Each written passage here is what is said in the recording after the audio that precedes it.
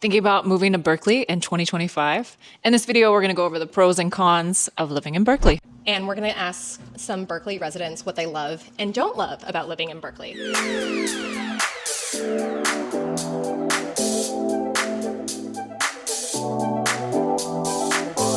Welcome back to Living in the Bay Area. I'm Heather Alarab. And I'm Katie Pratt. If you want to join us in our exploration of other East Bay cities in the next couple of months and other parts of the Bay Area, make sure you hit the subscribe button below. Let's talk about the pros first. One pro is the activities, events, lectures that having a world-renowned university brings. So let's talk about some free events in and around Berkeley.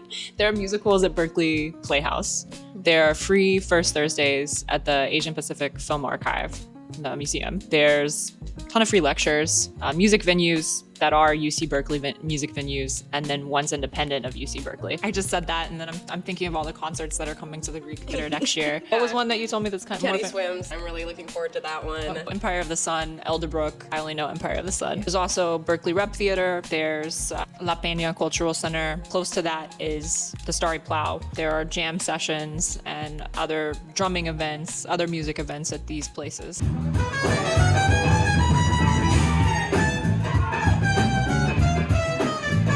There's another one though too that I'm thinking of. It's Freight and Salvage. It's a non-profit musical performance venue. Yeah, they also have online classes, music classes, how to intermediate fiddle, intermediate ukulele. Yeah. Probably some drumming lessons. And there's Cornerstone, which has been around for decades, moved locations a couple of times, but they have cover bands, unique musicians representing themselves. Okay, let's talk about the sports teams and the events at UC Berkeley.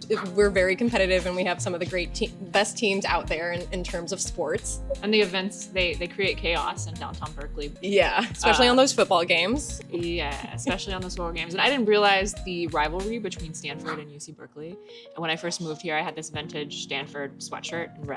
And I lived on the Berkeley-Oakland border, and I would run in downtown Berkeley, and then I would get all these strange looks. I was didn't going to say, understand. how many mean stares did you get? Absolutely, a lot of them, yes. Because of the continuous UC Berkeley population, the population of Berkeley seems a lot younger. Really, the median age of people who live in the hills and more permanently live in Berkeley is higher than what you would think. It's cool to have that intergenerational living. The city feels younger, a lot of young people who kind of come in and out. Yeah. This feels a little more settled. Even in spite of all the university students Well, that come through. there's a university, but that's a group of people. That's like a neighborhood, if you will, of Berkeley. But then there's other people who live here and have lived here for years and have kids.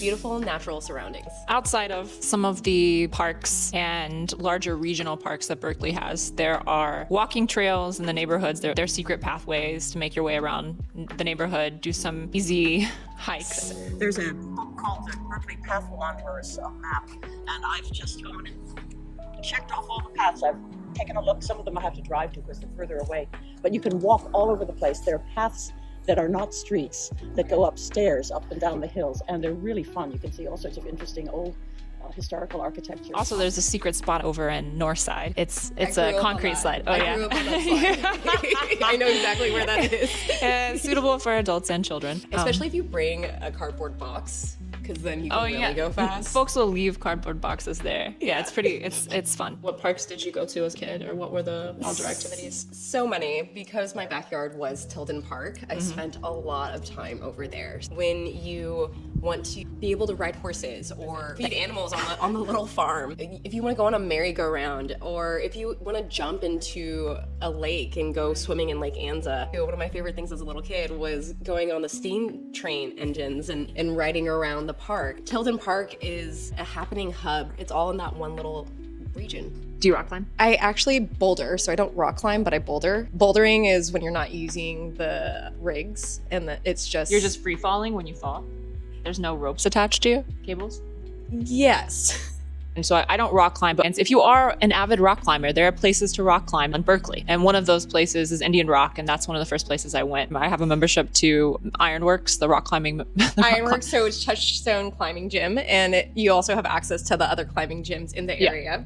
Sorry, clearly, I'm the boulderer / Well, what I was gonna say, what I was gonna say And then the other places are Craigmont Rock Park and Mortar Rock Park. In terms of places with great views, Indian Rock is one of them, and then Grizzly Peak is another. If you're a bicyclist, I see a lot of folks biking along Grizzly Peak Boulevard. If you're a driver, pay attention when you're up there. And that drive from Tunnel Road to UC Berkeley along Grizzly Peak. There used to be these spots where you could park. And then they put up the logs so that people would stop going. As kids, we'd definitely get away with probably a little too much over there as well. So.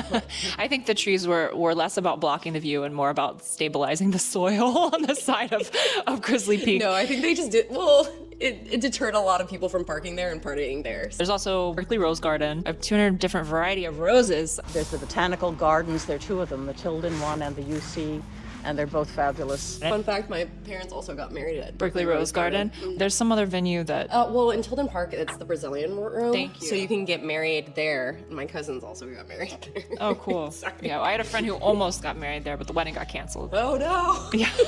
We won't talk about that one. But in terms of other natural surroundings, there's the Berkeley Marina. They have the yacht club over there as well. And Yeah, I was at the Berkeley Yacht Club a couple weeks ago for a party, and I don't know of other places in the Bay where I can go into what looks like a dive bar. And at the bar, there's a Nobel Prize laureate, a man who lives out of his boat in the marina and has sailed to every possible country in the world, and then a group of grad students partying behind them, and also a lesbian birthday party. It was a typical Friday night at the Berkeley Yacht Club. you can go fishing, or you can even get fresh produce from the fishermen at the port. Speaking of the port and food, Berkeley has a great food scene. On the Berkeley Marina, there's skates on the bay. Food is amazing over there, and I think that it's a hidden gem as well for non-local people. They don't normally go out there. What's your favorite Mexican food in Berkeley? My favorite childhood memory is actually going on Solano and going to the Gordos down there. So We already named two districts where there is a variety of great food. That's 4th Street 4th Street. and Solano Avenue, which is shared with Albany. When people think about Berkeley's food scene, they think about They also the think farm about- to table movement with Alice Waters, and that's where Chez Panisse, that was her restaurant that she started in 1971. And I was about to say Gourmet Ghetto. the gourmet ghetto is what people think of when they think of.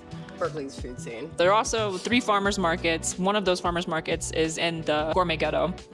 They're all accessible by BART, which is another advantage. The Tuesday farmers market is across from Ashby BART. And then there's the Saturday downtown Berkeley farmers market. And then when you're talking about fresh produce, what's nice about Berkeley is that they have 3 main markets that people like to go to outside of the generic brand ones, which is Berkeley Bowl Marketplace, Berkeley Bowl West, and then Monterey Market, which is off of Hopkins. What's so great about Berkeley Bowl, when you compare prices, it's not cost prohibitive. Produce, especially at Berkeley Bowl West. The produce section is humongous. The choices you have for organic and non-organic produce are infinite. Yeah. Fun tip, if you go past the seafood area and through these double doors, you can get access to cheaper products that are about to expire. And so they tend to sell it, Fraction of the cost. exactly. It's like grocery outlet, Bargain market. but for Berkeley Bowl. I can't say. What's your favorite place to eat at in Berkeley? I think I mentioned it before in my other videos, my old Berkeley videos, but Thai Temple brunch was my favorite. Love Thai tea on a Sunday morning,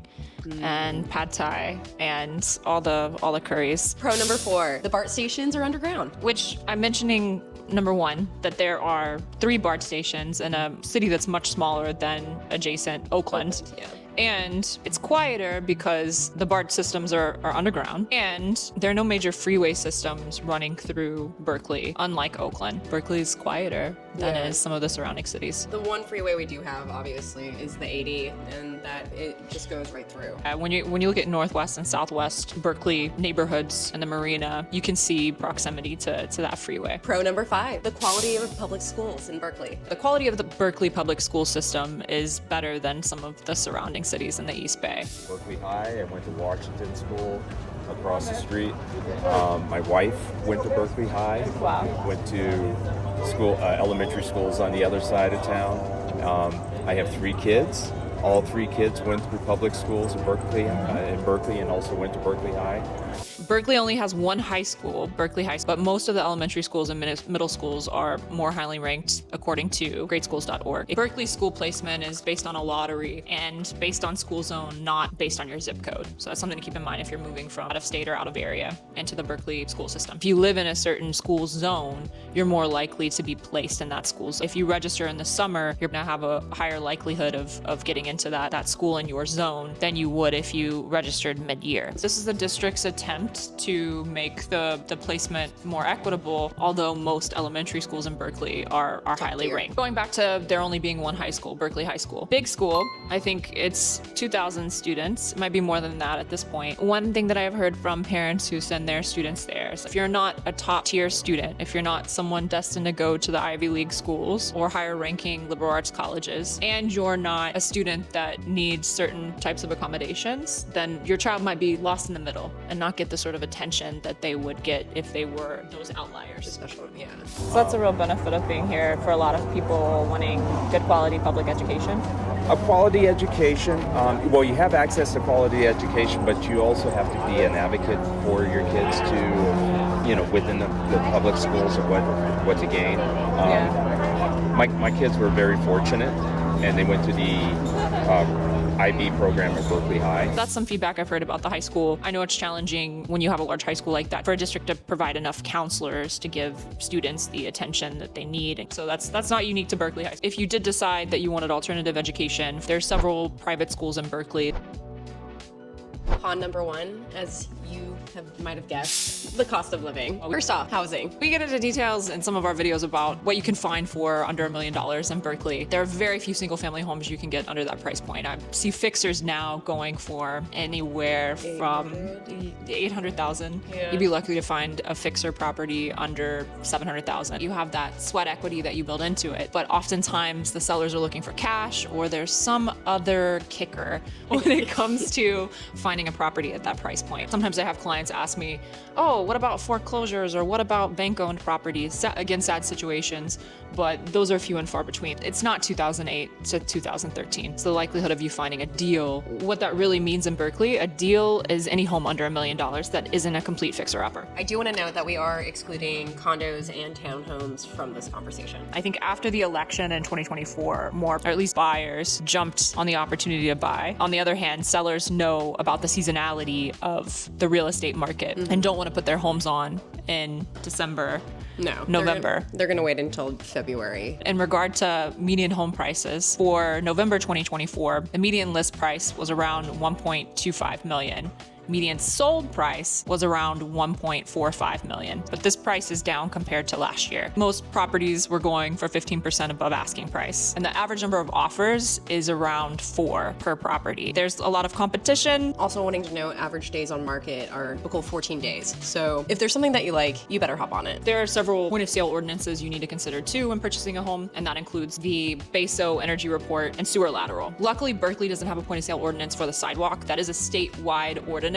Only Oakland and Piedmont enforce the compliance when you are buying or selling a home. But for Berkeley, for the BASO energy report, that's going to cost you between $250 to $500. Sometimes the seller takes care of it. In addition, the sewer lateral costs. Depends if you're in the hills or if you're in the flats. Yeah. If you're in the hills, it might be more costly because of the way that your sewage system is set up. In addition, lovely city transfer tax in the city of Berkeley. For homes under a certain price point, it used to be $1.6 million, but you're paying $15 for every $1,000. And then at the second tier, between 1.6 and 2 million, you're paying 2.5% or $25 for every $1,000. And now I just passed Measure W. I believe you're paying 3.5% for anything over 1.9, but I'll put the correct chart here for Measure W. Anyway, it's expensive and it's not hard to spend 1.9 million in Berkeley. You'll be having, luckily, the city transfer tax with the seller, but this is another ordinance that makes the cost of buying a home more expensive. When you're considering renting in Berkeley, some good news here is that rent has actually gone down in recent years. For a studio apartment in Berkeley, right now it's around $2,000 a month. Market rents have gone down 30% since their peak, and I think that some of the build-to-lease units that have come up in Berkeley have probably contributed to that decline. I'm not sure if there are also fewer students who are engaging in non-university provided housing, and if UC Berkeley rental building rents are included in this median price. I doubt that it is. Con number 2, traffic and limited parking. I think city planning designed Berkeley to be less car friendly. As you get downtown, some of the frustrations that exist in other cities are accentuated by the fact that you have a dense student population that's going back and forth to class and also not looking up from their cell phones.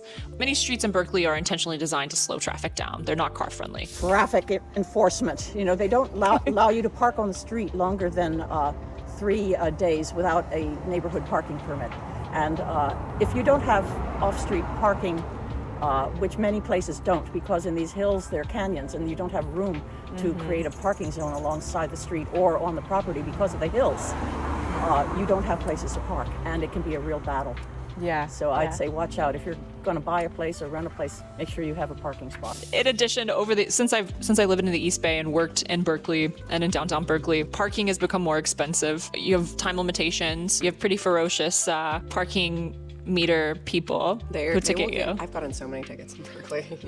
I got a ticket more recently when I was showing a property and parked on a 2-hour limit street. I think the residential parking stickers, the number of areas that have that requirement have grown. If you're in the hills, that's not something you have to worry about. But if you are in any of the more flat neighborhoods close to the university, there are parking enforcements like these. Con number 3, NIMBYism. Not in my backyard-ism. So this is a touchy topic, right? There's also an organization called NIMBY. Yes, in my backyard. But what we tend to see is there's a generational difference also in who is more gung-ho about providing more housing units and development versus who is not. The sentiment in Berkeley is mixed, but what we really need is build to own. There's a lot of NIMBYism, and the city planning and building department is notorious to work with. While there's a correlation between housing supply and affordability, there's no singular solution to the unhoused population. The unhoused issue in all of Alameda County has gotten worse, but Berkeley claims from a 2024 survey that there are fewer people who are now living in Berkeley without permanent homes, but there isn't a great tracking system for where they've actually gone. So it's possible that, these folks have moved to other parts of Alameda County. Right? In spite of the NIMBYism and doing a little bit more reform in Berkeley,